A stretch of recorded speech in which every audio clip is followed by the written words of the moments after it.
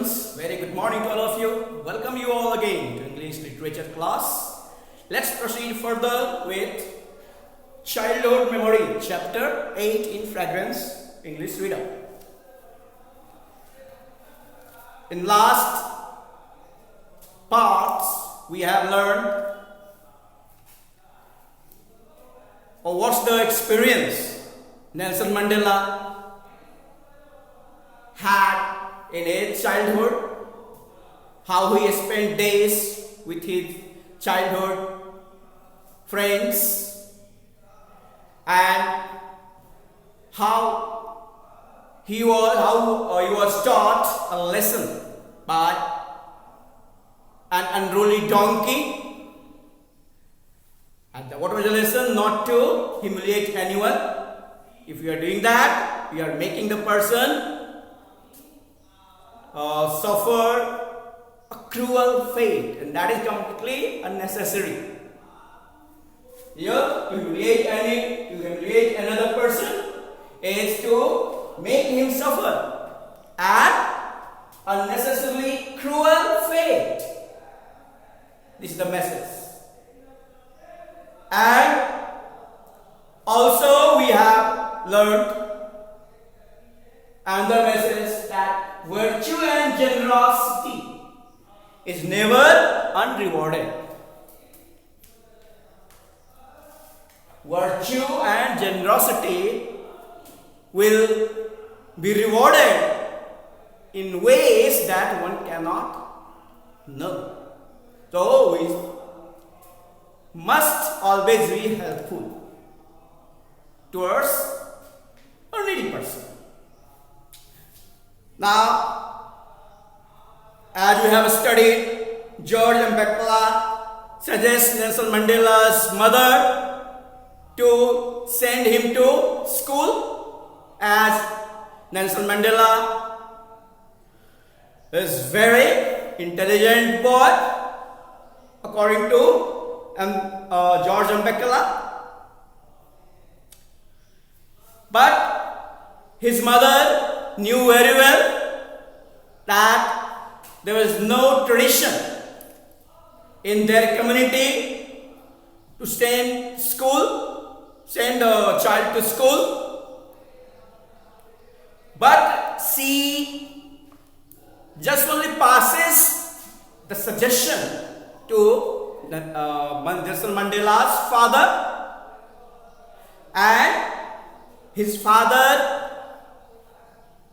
decides to send Nelson Mandela to school, as he himself was uneducated and he understood well the disadvantages that one has to face due to being uneducated. So he decided that he will not let his son suffer like himself, and he will surely send him to school.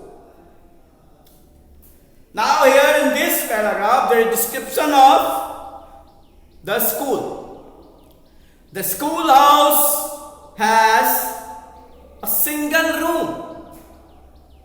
It had Western style roof,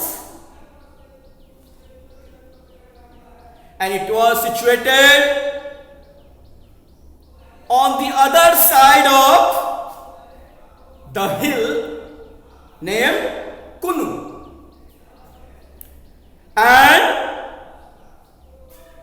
at the first day only, his father takes Nelson Mandela aside and gives him an advice which rests with Nelson Mandela for whole life. And what was the advice? To dress up properly. So, it was the first day at school for Nelson Mandela. So, it was very tough time for that community. Other boys used to wear only a blanket which was covered around one shoulder and pinned at the waist. One shoulder covered one shoulder and it was pinned here. The blanket was covered like this here shoulder and it was pinned here at the waist. So till that time Nelson Mandela used to wear the same kind of dress, that blanket only. So his father took out a pair of his trousers, and you know very well the trousers were very long for Nelson Mandela because it was his father's. So his father cut them at the knee.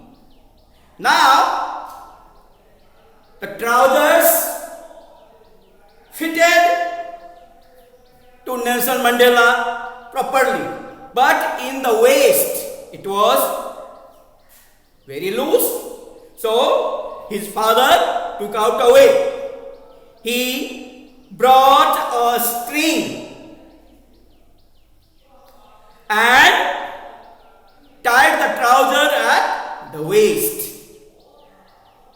So Nelson Mandela says that it must have been very funny sight. It must have encouraged people to laugh at him. But there was no way out. There was no option at all. Because he never had a suit. Okay? So he didn't feel any humiliation at all to wear that trouser that his father has given him. But he felt proud to wear that by his Nelson Mandela's father's cut off trousers. Now let's see what happens on the first day of school. His teacher, Miss M. Dingen. What is the teacher's name? Miss M. Dingen. Gave each of the student an English name, and it was a tradition there. Whenever any South African boys went to school first day, they were given an English name, and that name remained with them, and they were called by that name only. And whenever that name was called, they were supposed to answer in a hoot, like this, hoot. And this was the custom among Africans in those days. And of course, it was only due to the partiality of the British. Okay? They felt the South African system, South African culture inferior. Means they felt the South African had no culture at all. And so was with their education. British ideas, British system, British culture were assumed to be superior. Now, Nelson Mandela says, Africans of my generation and even today generally have both a Western and an African name. One name was given in the school, and one name was given by birth. So even today's generation in South Africa, many people have two names. One given by birth and another one given in school. And this boy means our writer's name was given Nelson.